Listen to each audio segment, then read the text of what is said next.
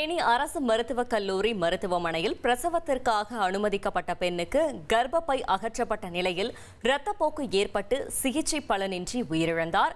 தவறான சிகிச்சையே காரணம் என கூறி உறவினர்கள் சாலை மறியலில் ஈடுபட்டதால் பரபரப்பு ஏற்பட்டுள்ளது. கூடுதல் விவரங்களை செய்தியாளர் பாண்டியன் வழங்க கேட்கலாம். பாண்டியன், வணக்கம். அப்பெண்ணின் உறவினர்கள் என்ன தெரிவிக்கிறார்கள்? இது தொடர்பாக மருத்துவமனை தரப்பில் ஏதேனும் விளக்கம் அளிக்கப்பட்டதா? முழு விவரங்களை சொல்லுங்க.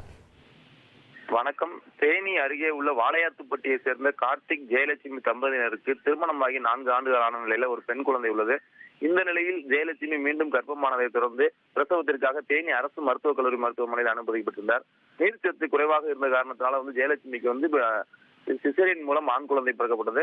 குழந்தை பிறந்த பின்னர் ஜெயலட்சுமிக்கு தொடர் ரத்தப்போக்கு ஏற்பட்டது. கடும் ரத்தப்போக்கு காரணமாக ஜெயலட்சுமி மயக்கமடைந்த நிலையில் மருத்துவர்கள் ஜெயலட்சுமியை சோதித்து பார்த்தனர். அப்போது கர்ப்பப்பையை அகற்றினால் மட்டுமே அவரை காப்பாற்ற முடியும் என உறவினர்கள் தெரிவித்ததால் உறவினர்கள் சம்மதத்துடன் கர்ப்பப்பை அகற்றப்பட்டது. அதன் பின்னர் சாதாரண வார்டுக்கு மாற்றப்பட்ட ஜெயலட்சுமி தொடர்ந்து சிகிச்சை அளிக்கப்படுவது. இந்த நிலையில் மீண்டும் ஜெயலட்சுமிக்கு ரத்தப்போக்கு ஏற்பட்டு அது நிற்கவில்லை எனவும் கூறப்படுகிறது. தீவிர சிகிச்சை பிரிவில் சிகிச்சை பெற்று வந்த ஜெயலட்சுமி இன்று காலை உயிரிழந்தார். பிரசவத்திற்காக கொண்டு வரப்பட்ட பெண் ரத்த போக்கால் உயிரிழந்த சம்பவம் உறவினர்கள் மத்தியில் கடும் அதிர்ச்சியை ஏற்படுத்தியது. மேலும் கடந்த ஒரு வாரமாக ஜெயலட்சுமிக்கு அளிக்கப்பட்ட சிகிச்சை விவரங்கள், அவர் எந்த நிலையில் உள்ளார் என்பது குறித்து மருத்துவர்கள் யாரும் தகவல் தெரிவிக்கவில்லை எனவும் கூறப்படுகிறது. மேலும் ஜெயலட்சுமியை உறவினர்கள் யாரும் பார்க்கவும் அனுமதிக்கப்படவில்லை எனவும் கூறப்படுகிறது.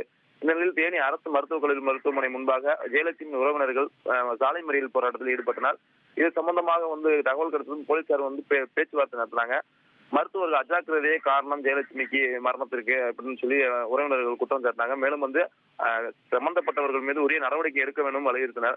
போலீசார் சமரசம் செய்தும் அதை ஏற்க மறுத்ததால் போலீசார் வலுக்கட்டாயமாக மறியலில் ஈடுபட்டவர்களை அப்புறப்படுத்தினர். அப்போது போலீசாருக்கும் மறியலில் ஈடுபட்டவர்களுக்கும் இடையே தள்ளுமுள்ளு ஏற்பட்டதால் சிறிது பரபரப்பு ஏற்பட்டது. இந்த மறியல் போராட்டம் காரணமாக தேனி மதுரை சாலையில அரை மணி நேரத்திற்கு மேலாக போக்குவரத்து பாதிக்கப்பட்டு சாலையின் இருபுறமும் 2 கிலோமீட்டர் தூரத்திற்கு வாகனங்கள் அணிவகுத்து நின்றன. இந்த சம்பவம் பரபரப்பை ஏற்படுத்தியுள்ள நிலையில் இது குறித்து போலீசார் தொடர்ந்து விசாரணை நடத்தி வருகின்றனர். தகவல்களுக்கு